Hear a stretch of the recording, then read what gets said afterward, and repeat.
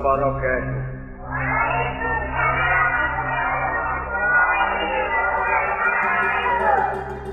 Bismillahirrahmanirrahim.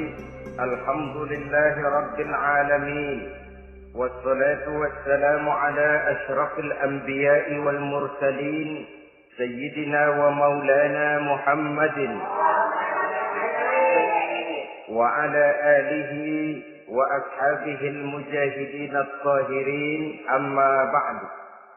Bapak-bapak, ibu-ibu, saudara-saudara kaum muslimin rahimakumullah. Pada pertemuan terdahulu kita telah membicarakan bagaimana memilih jodoh menurut tuntunan agama Islam. Maka pada pertemuan kali ini pembicaraan akan kita tingkatkan kepada bagaimana membina mahligai rumah tangga bahagia dengan menitik beratkan pembicaraan kepada kewajiban bersama baik sebagai suami maupun sebagai istri. Banyak rumah tangga bahagia tercapai apa yang menjadi cita-cita dan tujuan.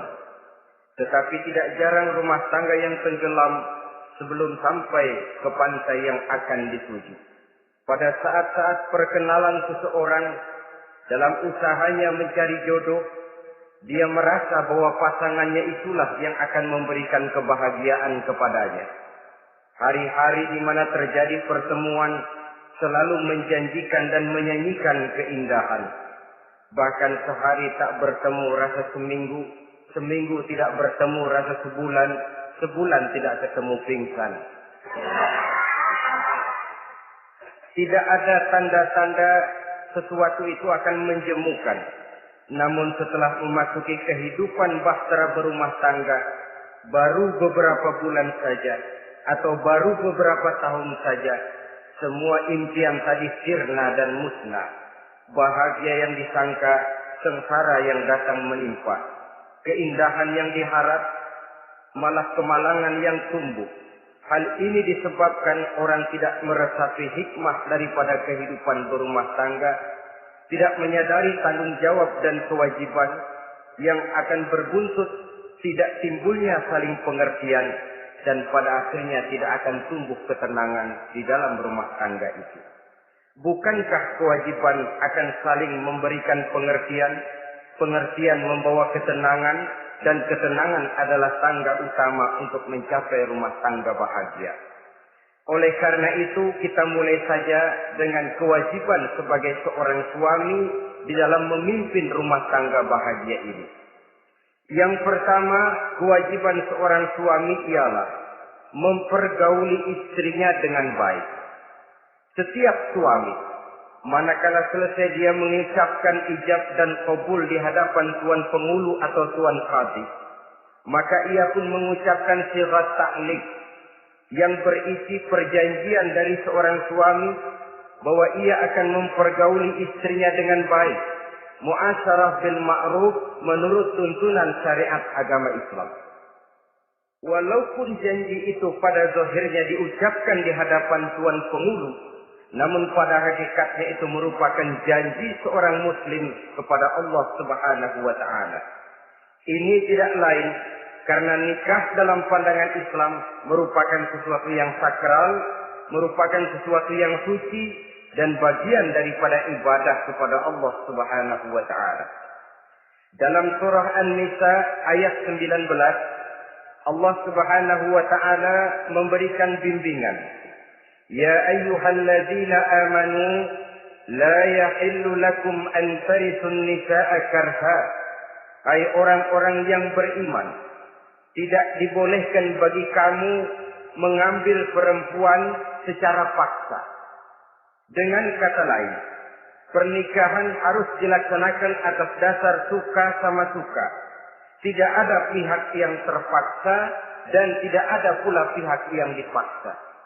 Kita hidup tidak lagi di satu zaman seperti zamannya Siti Nurbaya. Walaupun barangkali cinta memang bisa timbul setelah pernikahan, tetapi akan lebih baik kalau sebelumnya telah diawali dengan saling kenal mengenal, saling memahami latar belakang masing-masing untuk memudahkan timbulnya saling pengertian. Wala ta'diluhunna litadhhabu bi ba'di ma ataitumuhunna illa an ya'tina bi fahishatin mubayyinah. Dan jangan kamu mempersulit mereka karena ingin mengambil kembali sebagian dari apa yang telah engkau berikan kepada mereka, kecuali apabila mereka telah nyata-nyata melakukan perbuatan-perbuatan yang keji. Wa ashiruhunna bil ma'ruf, dan pergaulilah istri-istrimu itu dengan baik. Fa in karihtumuhunna, kalau kamu merasa tidak suka kepadanya, bersabarlah. Fa asa an takrahu syai'an wa yaj'alallahu fihi khairan katsira, karena boleh jadi kamu tidak menyukai sesuatu, padahal Allah menjadikan di dalam sesuatu yang kamu tidak sukai itu kebaikan yang banyak bagimu. Ini merupakan tuntunan umum betapa seorang suami harus mempergauli istrinya dengan baik, mu'asyarah bil ma'ruf, menurut tuntunan syariat agama Islam. Karena bagaimanapun hak milik seorang suami terhadap istrinya adalah milkul manfaat, milik untuk mengambil manfaat, bukan milkul mutlak seperti seorang memelihara budak umpamanya, yang bisa dihitam putihkan, bisa dijungkir balikan, bisa diperlakukan sekehendaknya. Itu bertentangan dengan tuntunan agama kita. Adalah kewajiban seorang suami mempergauli istrinya dengan baik. Kemudian yang kedua, seorang suami harus menaruh perhatian, menjaga kehormatan, dan bila perlu turut membantu dan menolong pekerjaan istrinya. Menaruh perhatian sampai kepada hal-hal yang kecil, sehingga si istri merasa bahwa dia mendapat perhatian. Ada dia mengadu, ada tempat dia melarikan persoalan, ada tempat dia bercerita. Sejak dari tingkah laku, berpakaian, berperhiasan, make up, dan lain sebagainya. Karena tanpa ada perhatian dari seorang suami, biasanya istri akan menjadi malas, baik untuk bersolek, baik untuk membina dan mengatur rumah tangga, dan lain sebagainya. Apalagi tidak berat lidah untuk memuji perbuatan baik yang dilakukan istrinya, dan tidak mencela secara langsung perbuatan-perbuatan salah yang dilakukan oleh istrinya. Dia bisa menegur secara bijaksana dan dewasa. Saudara-saudara kaum muslimin, seorang sahabat bernama Salman Al-Farisi mempunyai adik perempuan yang kawin dengan Abi Dzar Al-Ghifari. Satu hari Salman datang menengoki adik perempuan ini di rumahnya.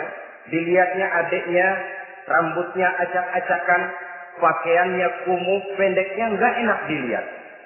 Salman memberikan nasihat, kau bersoleklah sedikit supaya suamimu betah di rumah. Kata istrinya, untuk siapa saya bersolek? Ya tentu untuk siapa lagi kalau bukan untuk suamimu. Kata adiknya, percuma saja, suami saya jarang di rumah. Kemana? Di masjid terus. Salman mengadukan hal ini kepada baginda Rasul. Lalu baginda Rasul mengatakan, inna likulli syai'in haqqun. Segala sesuatu ada haknya. Allah ada haknya untuk disembah. Istri pun mempunyai hak untuk dipenuhi. Melalaikan salah satu hak berarti melakukan kezaliman. Di sini kita melihat fungsi. Karena kurangnya perhatian Abi Dzar Al-Ghifari terhadap istrinya akan mengakibatkan kemalasan si istri untuk mendandani dirinya sendiri. Dengan mendapat perhatian, apalagi tidak berat lidah, maka kegairahan dalam kehidupan berumah tangga rasa-rasanya akan sangat mudah terwujud. Kalau istrinya bersolek, kata suaminya, kau memang pandai milih warna. Walaupun barangkali warnanya norak betul. Tapi kalau pada saat itu seorang suami jujur, kan akan timbul pertengkaran. Kadang-kadang istri bersolek, suami apa katanya? Lu sih dandan mangga dandan sama. Ini kan sudah tidak menghargai, tidak menaruh perhatian. Udah dah, dandan nggak dandan sama, gue kenyang melihatnya.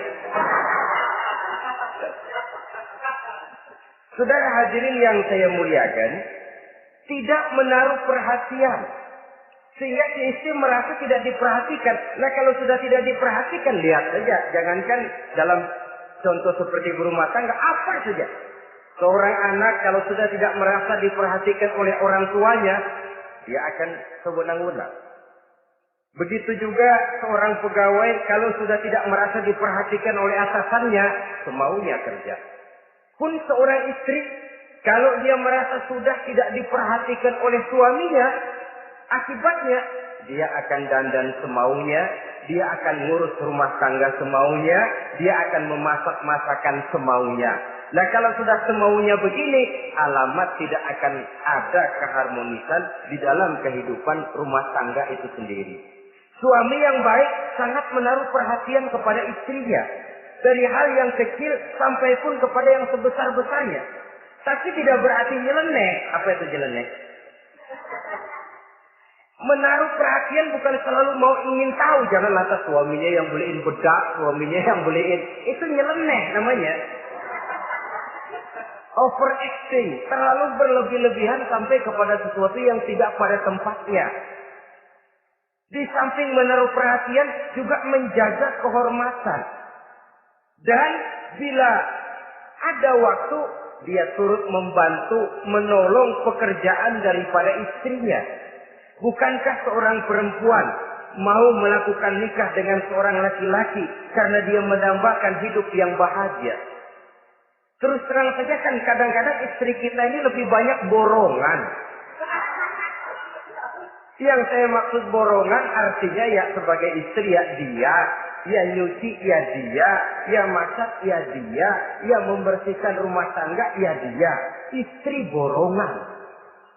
Baiklah kalau barangkali memang kondisi ekonomi kita belum menunjang ke arah sana.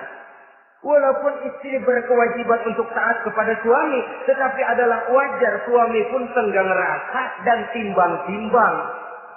Rasulullah saja kadang-kadang dan tidak jarang menjahit bajunya sendiri, memperbaiki kasutnya sendiri. Artinya pada waktu yang terluang dan memang bisa dilakukan, jangan mengandalkan kepada istri. Dengan demikian istri merasa bahwa resiko membina rumah tangga adalah merupakan resiko bersama. Saudara-saudara, yang ketiga, seorang suami yang baik memperhatikan yaitu tidak mengeluarkan kata-kata yang kasar. Sebab apa? Perempuan adalah makhluk yang paling cepat tersinggung. Perasaannya sangat halus. Dan saya kira perempuan itu lebih sakit ditampar dengan bahasa daripada ditampar dengan tangan. Kalau ditampar dia dengan tangan, urusannya paling nangis 2-3 jam sudah sembuh. Tapi ditampar dia dengan kata-kata, ditampar dia dengan omongan, itu sangat menyakitkan hatinya. Seorang suami yang baik tidak mengeluarkan kata-kata yang menyinggung perasaan, kata-kata yang kasar. Dia pandai menggunakan kata-kata yang baik untuk menghidupkan rumah tangganya. Rasulullah seringkali memanggil Siti Aisyah itu dengan Humaira. Humaira dari kalimat ahmar yang kemerah-merahan. Sebab rupanya kulit Siti Aisyah itu kuning kemerah-merahan seperti tomat mengkel. Sehingga panggilannya Ta'ali ya Humaira, kemarilah wahai yang kemerah-merahan. Alangkah indahnya panggilan ini. Kadang-kadang kita mah jujur suami ini. Ketahuan istri bongkok, enak banget bongkok, sini loh.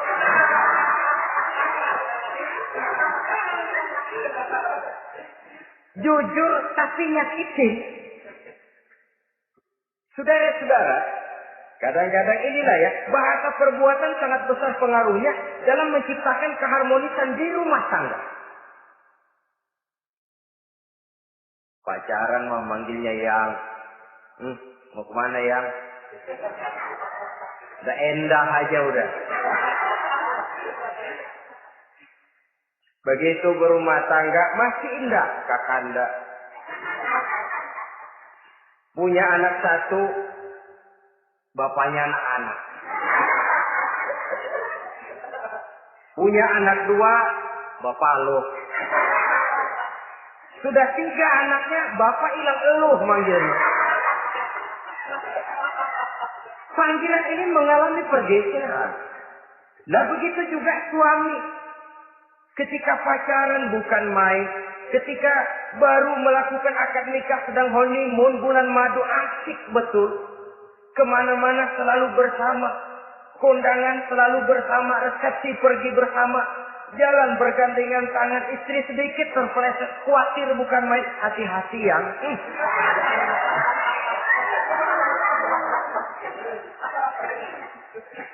Sudah anak 3, istri ngajak kondangan, kata suami, lo pergi duluan aja dah.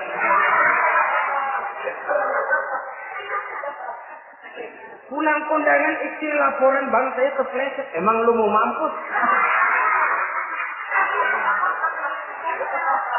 Kejam betul. Hilang panggilan yang tadinya begitu mesra. Saudara hadirin yang saya muliakan, ini kata-kata. Kelihatannya kecil, sederhana, tapi sangat besar pengaruhnya dalam menciptakan rumah tangga yang bahagia ini. Oleh karena itu, soal isi hati kita, itu urusan gaib yang tahu cuma Allah. Orang lebih dahulu lihat penampilan, dan dari penampilan ini yang dinilai adalah kata-kata kita. Oleh karena itu, seorang suami yang baik, dia tidak mengeluarkan kata-kata yang menyinggung perasaan. Kalaupun dia marah betul, dia tidak mencaci maki secara langsung. Dia bisa menggunakan kata-kata kiasan. Maka agama memberikan tuntunan, kalau seorang suami marah, jangan memukul muka. Dan mukul pun bagian terakhir. Jangan jalan pertama. Kadang-kadang ada juga loh Pak, suami marah sama istri persis korambil gebugin maling. Aduh, gelebuk gak karuan. Jangan, kata agama, kalau kau memang ya melihat tingkah laku istrimu yang tidak enak, tegur dengan kata-kata lemah lembut. Lemah lembut tidak bisa, sedikit keras. Sedikit keras masih nekat, bentak. Bentak pun tidak bisa juga, pisah tempat tidur. Pisah tempat tidur masih tidak bisa juga, pukul. Jangan mukanya, bagian lain dari tubuh. Itu pun tujuannya bukan untuk menyakiti, tapi untuk mendidik. Saudara hadirin, misalnya istri tidak sholat, suami tampil. Bu, sholat. Mbok ya malu sama tetangga kalau nggak sholat. Dengan lemah lembut masih tidak kena. Besok kencengan dikit ngomongnya. Mari kan udah saya bilangin sholat. 2 kali, belum mau juga. Oh sholat kan nih. Mulai naik tensi omongan. Masih nekat. Begini saja. Saya dari kalem sampai bentak udah. Sekarang kamu nggak mau juga sholat, saya mulai nggak enak pikiran. Mulai ntar malam kamu tidur kamar depan, saya kamar belakang. Pisah tempat tidur. Kadang-kadang kan nggak kuat emosi kalau sudah marah sama istri, ngebludak kalau istri diusir sudah pulang ke rumah moyangmu.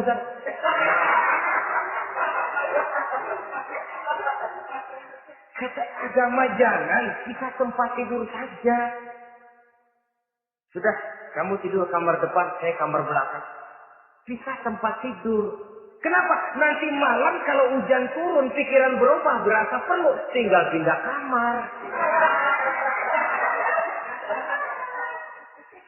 Secara psikologis, saudara-saudara. Jadi, melalui processing. Oleh sebab itu, kata-kata sangat besar pengaruhnya di dalam membina kehidupan berumah tangga. Seorang suami yang baik tidak mengeluarkan kata-kata yang bisa menyinggung istrinya. Sebaliknya, istri pun demikian. Tidak mengeluarkan kata-kata yang bisa menyinggung perasaan suaminya. Sebab lebih dosa besar kata-kata istri yang menyinggung suaminya. Walaupun sama dosanya ya. Tapi lebih besar ketersinggungan seorang suami ketimbang seorang istri itu. Namun agama memberikan tuntunan, suami lebih dahulu yang diajar. Jangan mengeluarkan kata-kata yang bisa menyinggung perasaan. Baik itu menyangkut dandanan istri, caranya pakaian, caranya jalan, ataupun masakannya. Masakannya sekalipun tidak kita sukai, ya ndak usah. Misalnya sayur keasinan, begitu dicobain menteleng mata pelatat, lotot keasinan. Ndak usah lantas tolak pinggang, lu masak lotot ya. Ndak usah. Saudara hadirin yang saya muliakan, jadi itu dari segi masakan. Dari segi pakaian, umpamanya istri kita berpakaian tidak sesuai dengan tuntunan agama, cukup kita bisa berkata, pakaianmu sebenarnya bagus, motifnya, potongannya, kainnya, cuma mbok kok kelihatannya kok potongan badanmu kok kelihatan betul dengan terbungkus pakaian seperti itu. Alangkah lebih baiknya, nah, dengan demikian istri nggak terlalu tersinggung. Daripada sudah dandan bagus-bagus, lalu si suami ngobrol kata yang gak enak. Bagus loh kayak nangka dikerosoin.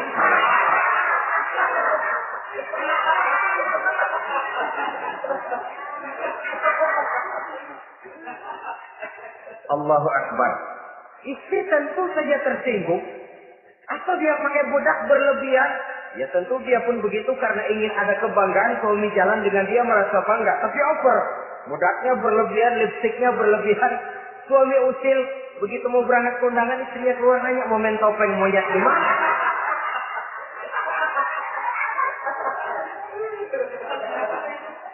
Tentu dia akan tersinggung karenanya. Jadi saudara-saudara, ini yang ketiga. Yang keempat, seorang suami yang baik jangan memberikan pekerjaan di luar batas kemampuan istrinya. Loh, tugas istri itu nyaris 1 kali 24 jam. Seorang suami, bagaimanapun payah dia bekerja, pulang dia bisa istirahat, tidur malam dia bisa tidur dengan nyenyak. Tapi seorang istri, apalagi dia punya anak kecil, bayi misalnya, itu nyaris jam kerjanya 1 kali 24 jam. Sejak bangun tidur sampai tidur lagi, bahkan tidurnya pun selalu diusik oleh anaknya. Anaknya kalem, bapaknya ngusik.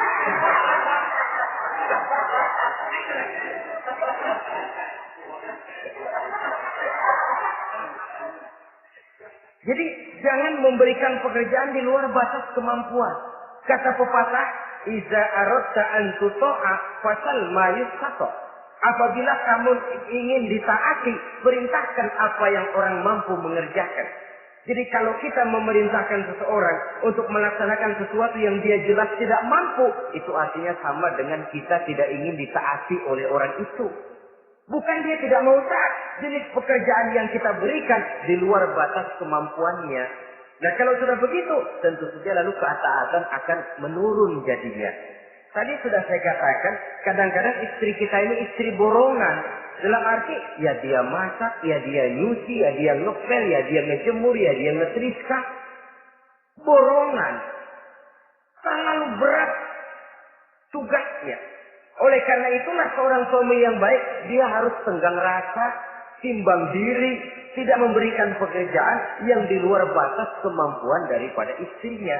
Kalau tidak mampu karena merasa dimanjakan oleh istri suaminya. Karena merasa dapat angin dimanjakan, mestinya mampu, lalu berpura-pura tidak mampu. Apalagi suaminya sedikit-sedikit mau menolong dia. Jadi posisi ini nanti bisa berbalik. Karena terlalu memanjakan istri bisa membludak. Akhirnya suami yang nyuci, suami yang neriska, istri tidur. Walaupun tentu saja tidak jelek, tetapi itu sudah overacting namanya. Saudara hadirin yang saya muliakan, itu yang keempat. Yang kelima, kewajiban seorang suami yang baik, ia mencukupkan belanja rumah tangga. Cukup itu relatif. Cukup menurut ukuran standar kemampuan kita. Sebab kemauan kita mungkin tidak terbatas. Tapi kemampuan kita yang terbatas. Kalau kemampuan ini bisa kita ukur dengan kemampuan, insya Allah kita cukup. Dan pernah saya katakan, orang kaya adalah orang yang hidupnya paling cukup. Salah kalau kita berkata orang kaya itu yang rumahnya gedung bertingkat. Tidak betul orang kaya itu yang mobilnya 5, yang gajinya jutaan. yang kebunnya lebar, yang pabriknya luas. Tidak. Orang kaya, orang yang hidupnya cukup. Orang miskin, orang yang selalu merasa kurang. Jadi kalau ingin jadi orang kaya, resepnya gampang sekali. Cukup dengan apa yang diberikan Allah, kita sudah kaya. Tapi kalau ingin miskin, maka bukalah mata selebar-lebarnya. Bagaimanapun banyak nikmat Allah diberikan kepada kita, tidak pernah ada rasa cukupnya. Dikala itu akan tertanam sifat kemiskinan dalam diri. Maka ukuran cukup ini yang relatif. Jadi kalau kita memang ekonomi menengah ke bawah, jangan ingin cukup seperti halnya ekonomi menengah ke atas. Nah, saudara-saudara, di samping belanja rumah tangga, yang menyangkut makan, minum, pakaian, dan sebagainya, bila ada kelebihan rezeki, juga perhiasan untuk istri. Karena istri itu zinatul hayatid dunia, perhiasan hidup di dunia. Jangan lalu berat hati, kan suami yang peras keringat, banting tulang, pergi pagi, pulang sore. Mestinya suami dulu dong, cukupi pakaiannya. Betul. Kelihatannya memang begitu, tapi jangan lupa istri kita bagian daripada hidup kita. Baik dia dilihat orang, baik kita disebut orang. Jelek dia dipandang orang, jelek juga kita disebut orang.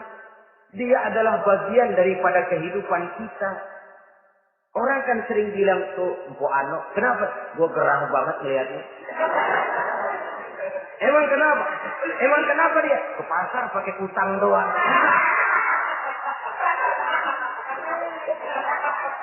Kata temennya, terang aja dia kan binnya si Meun itu. Si Meun yang nggak tahu apa-apa ikut kesebut-sebut. Istri adalah bagian daripada kehidupan kita. Zolim seorang suami, mentang-mentang dia merasa dia yang cari duit, lalu buat dirinya dia beli pakaian yang mahal-mahal. Istrinya cuma nggak karung doang dipakai. Istri adalah bagian daripada hidup kita. Baik dia dilihat orang, baik kita disebut orang. Jelek dia dilihat orang, akan jelek juga kita jadi pembicaraan orang. Ini tidak lain karena dia merupakan perhiasan bagi suami dan bagian daripada kehidupan seorang suami. Adalah satu perbuatan zalim misalnya, kalau seorang suami manakala dia beroleh rezeki parkir di restoran. Kalau tidak ada duit, baru dia pulang ke rumah. Sementara dia enak makan makanan yang serba nikmat dan lezat, restoran yang serba ada, istrinya di rumah cukup kangkung saja sama toge. Adalah satu perbuatan yang zalim dan istri berhak menuntut karena itu memang merupakan haknya. Begitu besar nilai pahala memberikan nafkah ini, sampai Nabi dalam hadis yang diriwayatkan oleh Imam Muslim dan Ahmad bersabda, dinarun anfaqtahu fi sabilillah wa dinarun anfaqtahu ala rukbatin wa dinarun tasaddaqta ala miskin wa dinarun anfaqtahu ala ahlika a'zamuha ajran allazi anfaqtahu ala ahlika. Uang yang kamu belanjakan di jalan Allah, uang yang kamu belanjakan untuk membebaskan budak, uang yang kamu sedekahkan kepada orang miskin, dan uang yang kamu belanjakan untuk nafkah keluargamu, pahalanya itu lebih besar uang yang kamu belanjakan untuk nafkah keluargamu. Ya Allah. Jadi rupanya nilainya sedemikian besar. Saudara hadirin yang saya muliakan, ini kewajiban yang keempat. Yang kelima maksud saya. Yang keenam, kewajiban seorang suami, dia berusaha untuk meningkatkan pengetahuan daripada istrinya. Membimbing. Sebab selain daripada berfungsi sebagai seorang suami, dia juga adalah guru daripada istrinya. Kalau dia tidak bisa membimbingnya secara langsung, setidaknya doronglah istrinya untuk ikut menghadiri pengajian, majelis-majelis taklim, bergaul dengan ustazah-ustazah, sehingga terdapatlah peningkatan pengetahuan. Paling kurang pergaulannya bertambah luas, cakrawala pandangannya juga tidak jadi sempit karenanya. Sebaliknya, peluang ini pun harus dimanfaatkan oleh istri dengan sebaik-baiknya, dengan niat yang ikhlas keluar dari rumah untuk mencari ilmu pengetahuan. Yang repot kadang-kadang dari rumah berangkat ngaji, sampai di pengajian suaminya diakur-akurin. Atau tetangganya jadi bahan gunjingan. Ngajinya cuma setengah jam, ngomongin orangnya sejam setengah. Ini malaikat bingung, kacau amat ya orang.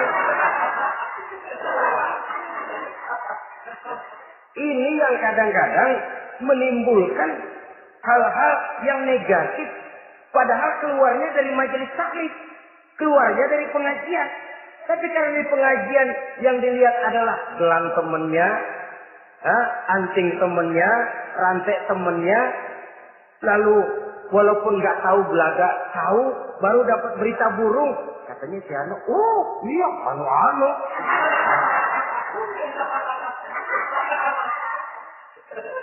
Saudara hadirin yang saya muliakan, akhirnya nanti kan suami jadi pegel. Duh, kok disuruh ngaji bukan mikir bener, pulang malah gua digonggong-gonggong minta gelang bagaimana? Rupanya tidak memanfaatkan peluang yang diberikan itu seperti yang seharusnya. Jadi kalau memang seorang suami tidak bisa membimbing istrinya dalam arti meningkatkan ilmu pengetahuannya, doronglah dia, berikan kesempatan untuk menghadiri pengajian, majelis-majelis taklim yang akan lebih membuka nuansa pergaulan, lebih meluaskan pandangannya, dan ada refreshing. Nah, ini penting. Apakah kita suami ini pernah membayangkan bagaimana kalau kita 1 kali 24 jam mesti ada di rumah saja? Tiap hari menghadapi yang itu juga. Apa tidak timbul kejenuhan? Kalau kita begitu, apa istri kita juga tidak begitu? Karena itu sangat bijaksana kalau ada waktu luang, Boya ajaklah istri dan anak-anak makan di rumah makan. Kalau ada kelebihan rezeki loh ini ya. Tapi jangan maksa-maksa. Karena terlalu ingin lalu ngutang dulu sama teman. Itu juga nggak betul. Niatnya baik, cuma ngutangnya itu nanti yang jadi nggak betul. Ya, refreshing, relax, santai. Apa itu ke Taman Safari, apa itu ke Bogor. Supaya istri ini merasa ada selingan dalam hidup. Tidak jenuh, tidak monoton. So kalau dia jenuh, akhirnya kan, wah ublek-ublek di depan dapur mulu. Saudara hadirin yang saya muliakan, kejenuhan ini pada suatu saat kan akan meledak. Nah, kalau meledak tanpa tersalurkan, dia akhirnya akan mencari saluran sendiri. Iya kalau positif, kalau negatif, inna lillahi wa inna ilaihi raji'un jadinya. Oleh karena itu, seorang suami yang baik berkewajiban meningkatkan pengetahuan istrinya. Sebab boleh jadi istri tidak melaksanakan kewajiban karena tidak tahunya. Nah kalau istri nggak tahu, jangan digoblok-gobloki. Mestinya dibimbing, diberikan kesempatan ngaji. Kamu sih disuruh gini aja kok nggak bisa, emang goblok aku ini. Memang bukan dibimbing malah digoblok-gobloki. Kalau istri kan apa ya? Bahasa Prancisnya nelongso. Apa nelongso? Narik diri. Apa katanya? Gue tahu lo goblok, lo nggak kawin sama gue. Nah.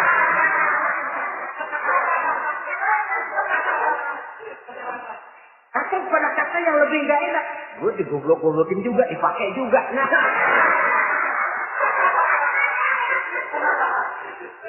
Kan lebih nggak enak lagi tuh.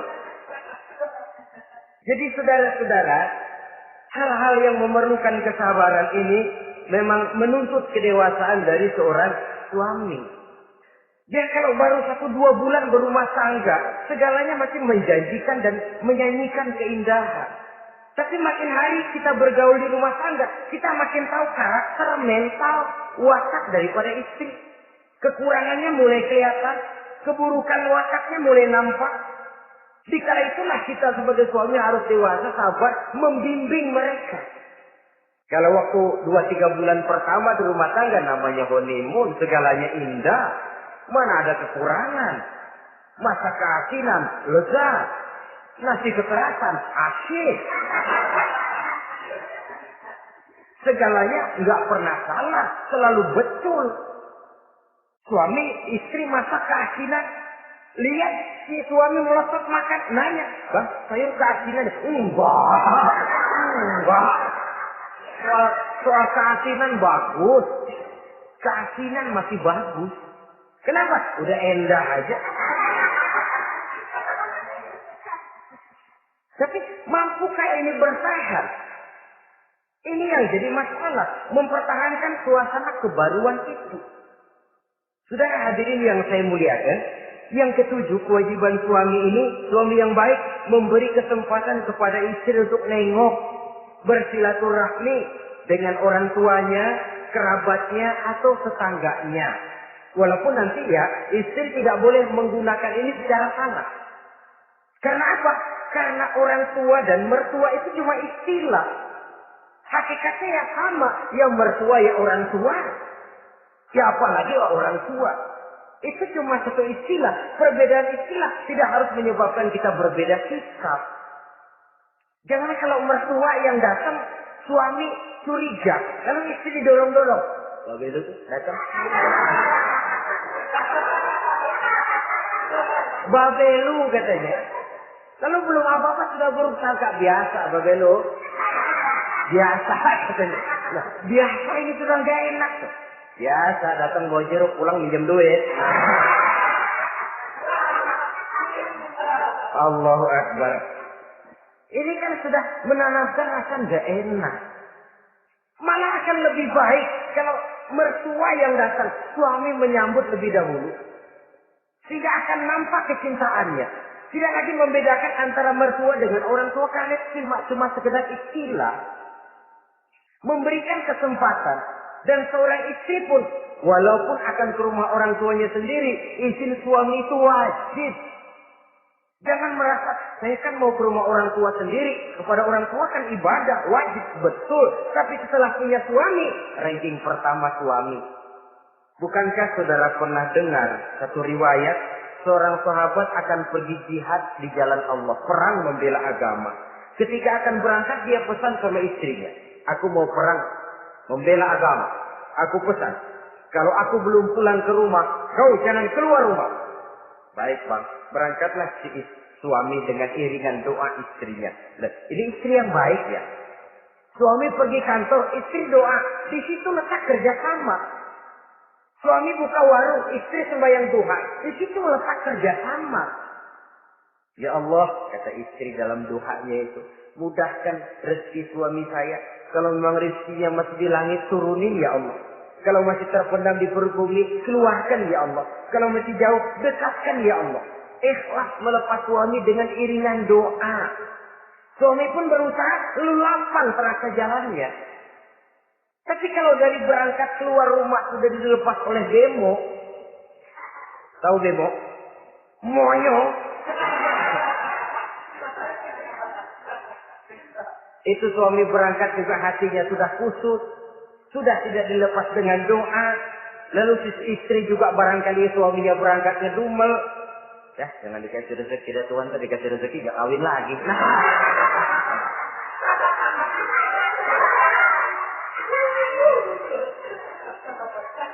Kalau sudah semacam ini yang terjadi, bukankah masing-masing yang berangkat pikiran kusut, yang melepas pun pikiran gak enak jadinya.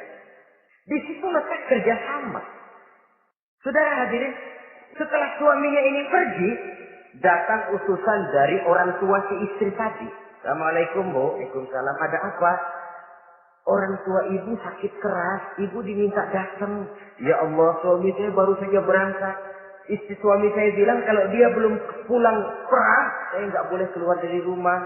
Tolong sampaikan maaf saya kepada orang tua saya belum bisa datang karena suami saya pesan begitu. Pulang utusan ini. Besok balik lagi. Gimana? Aduh Bu, orang tua ibu makin parah. Kelihatannya nggak ada harapan, datang dah sebelum menghembuskan nafas yang terakhir. Suami saya belum pulang.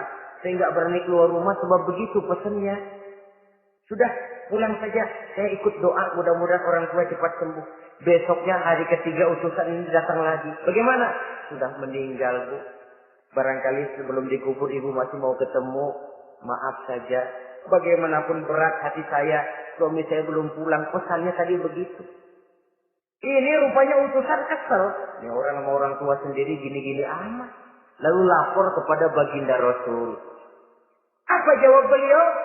baginda Rasul malah berkata, dosa orang tua yang meninggal ini sudah diampuni oleh Allah karena dia mempunyai anak perempuan yang begitu taat kepada suaminya.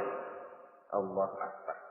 Jadi ketaatannya kepada suaminya ini diberikan satu ganjaran oleh Allah mengampuni dosa orang tuanya yang sudah meninggal itu. Jadi jangan merasa mentang-mentang mau ke rumah orang tua sendiri selonong boy. Selonong boy. Masa bodoh laki mau tahu nggak tahu, pokoknya gua ke rumah orang tua gua sendiri. Jangan lupa setelah berumah tangga ranking urutan pertama suami, setelah itu barulah orang tua. Saudara hadirin yang saya muliakan, begitu juga istri yang baik mendapat izin dari suaminya. Bu, tolong ambilin uang di dompet. Sudah izin. Istri yang baik, dompetnya dibawain. Ini saja Bang, ambil sendiri. Nanti saya ambil 10.000, merasa kurang 20.000, lagi ambil saja sendirilah. Lain dengan istri yang nyelongcong, lagi pergi mandi, dompet acak-acakan.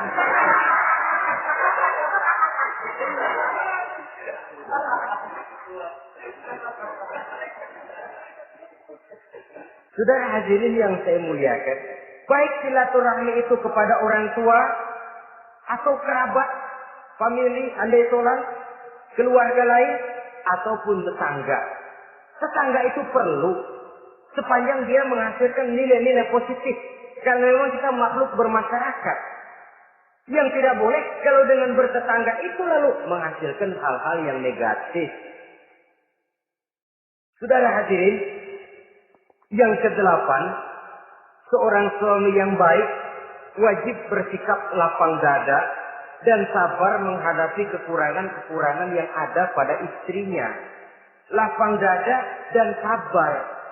Sebab memang membangun manusia itu lebih sulit dari membangun jembatan. Kalau memperbaiki jembatan mungkin seminggu 2 minggu selesai. Tapi memperbaiki watak seseorang memerlukan waktu lama. Prosesnya diperlukan kesabaran, sikap lapang dada dan sebagainya. Seorang suami harus bersikap lapang dada dan sabar menghadapi kekurangan-kekurangan yang ada pada istrinya. Dan kekurangan-kekurangan itu tidak lalu dia ceritakan kepada yang lain. Kan ada toh kadang-kadang suami kalau ngobrol sama temennya, kekurangan istrinya jadi topik diskusi. Ini gue payah banget dah. Lu nggak ada yang nanya, istrinya dipayahin di mana-mana. Kayaknya nggak malu. Mengorek aib sendiri kan menepuk air di dulang, toh itu artinya.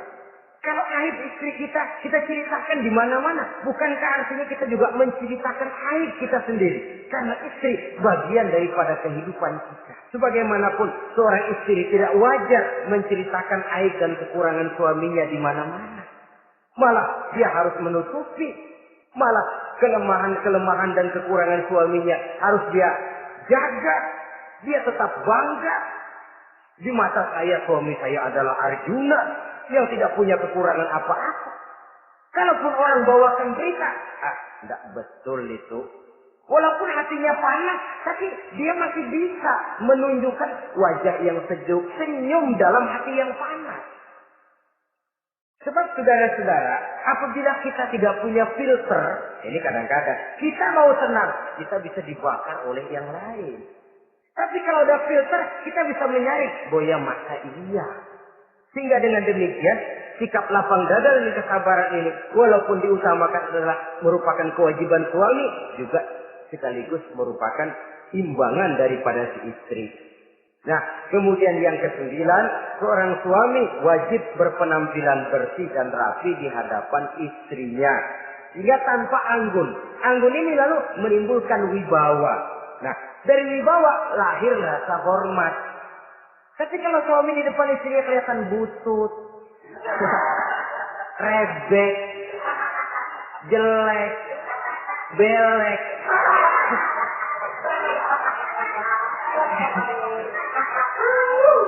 kata istrinya jodoh gua apes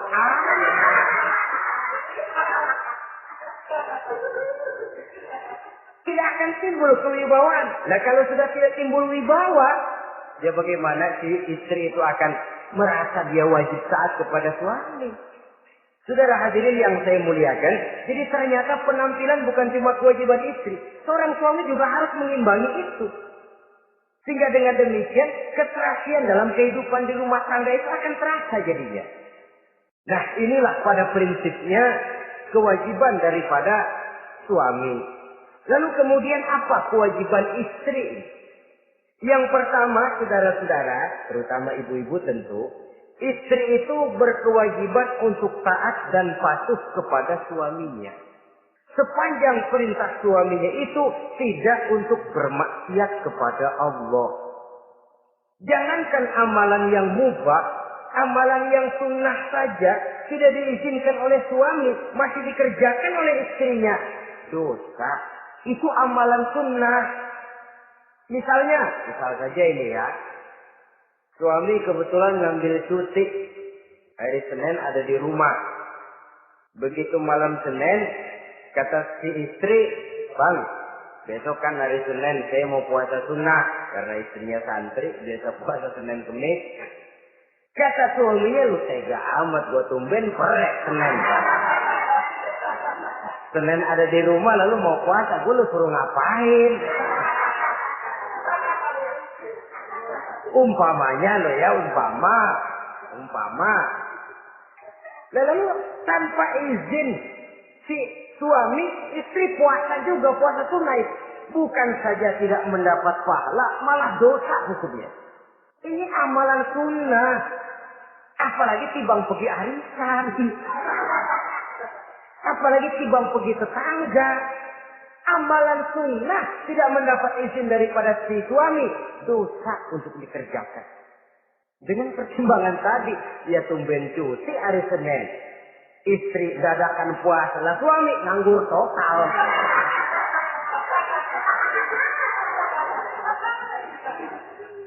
Saudara hadirin yang saya muliakan, Nabi bersabda, "Ayyuma imra'atin matat wa zawjuha anha radin illa dakhalatil jannah."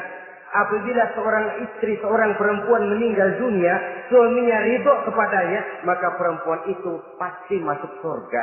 Ini artinya kalau seorang perempuan meninggal dunia, ya dia suka ngaji, ya puasa Senin Kemisnya rajin, ya sujudnya hebat, tapi dia meninggal suaminya enggak ridho, pintu surga belum dibukain sampai suaminya ridho kepadanya.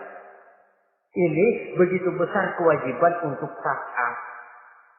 Nah, di sini suami wajib ngimbangi. Jangan mentang-mentang istri wajib taat, lalu suami overacting, kerjanya cuma tulak pinggang sama nunjuk. Lo, kalau gue bilang nyungsep. Ya enggak. Contoh dari baginda Nabi tadi sendiri kok. Beliau itu menjahit bajunya, memperbaiki kasusnya. Yang bisa, ya kerjakan, nggak usah ngandeli. Saudara hadirin, yang kedua, seorang istri berkewajiban untuk memperlihatkan budi pekerti yang baik kepada suaminya. Lah, budi pekerti itu yang baik yang bagaimana? Yang diisyaratkan oleh Nabi. Apa kata beliau? Khairun nisa, perempuan yang baik ialah man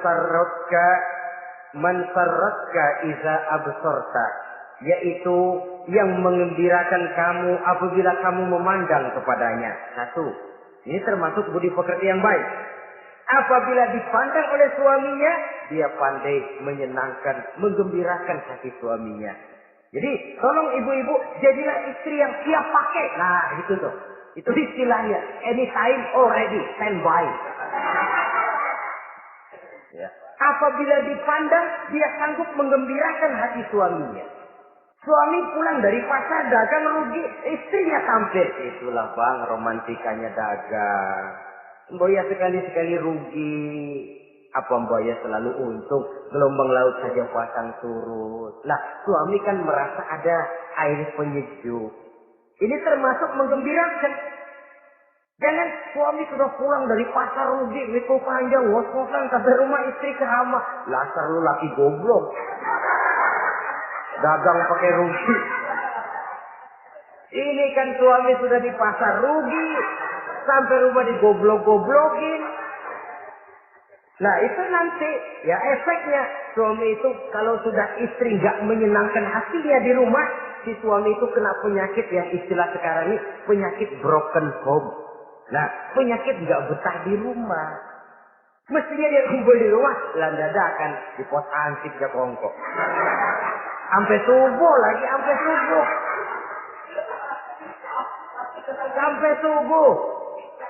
Saudara hadirin yang saya muliakan, pandai menggembirakan, menjadi penghibur. Usaha suami gagal, dagangnya rugi, gairahnya bekerja menurun. Di saat itu istri tampil jadi pengimbang yang baik. Sehingga dengan demikian istri suami lalu merasa ada sedikit air penyejuk. Apabila dipandang, dia pandai menyenangkan hati suaminya. Bagus kalau seorang istri pada saat ada suaminya di rumah dia berdandan.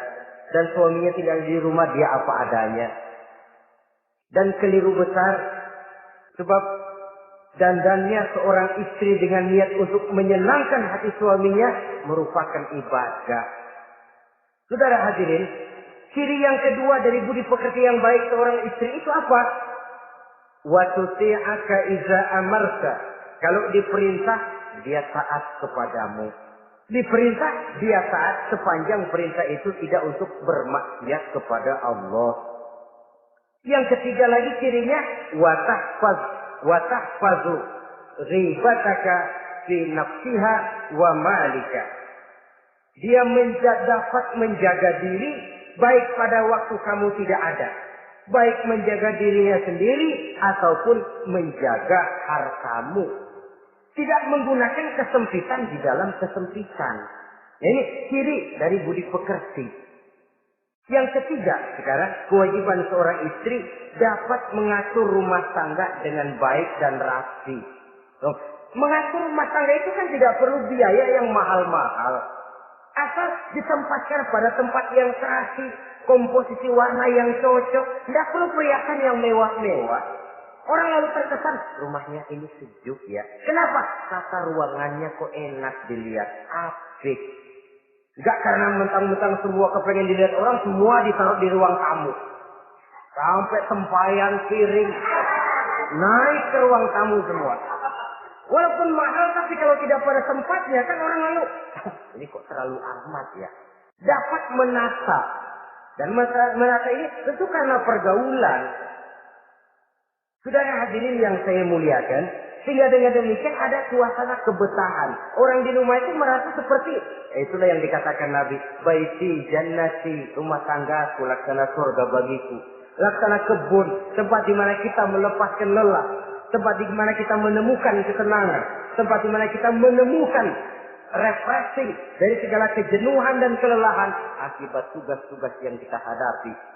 Baik di kantor, di tengah masyarakat, di pasar, dan lain sebagainya. Yang keempat, jangan menambah kesulitan suami. Syukur kalau malah bisa membantunya. Bahwa ada seorang istri yang bekerja, itu bagus. Asal bisa menjaga diri dan bisa menjaga kepercayaan dan kehormatan daripada suaminya.